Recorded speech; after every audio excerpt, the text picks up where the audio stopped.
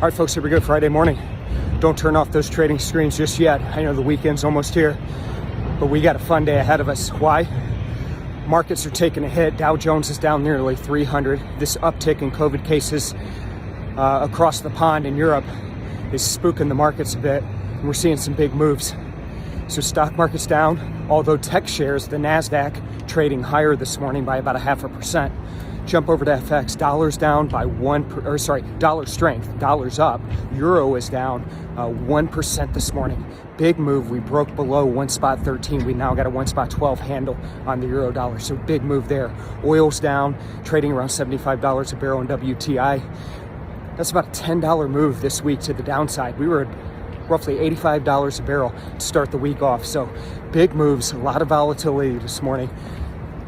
Let's trade some price action. Let's finish this week strong. Let's have a little bit of fun. I'll see you folks again on Monday.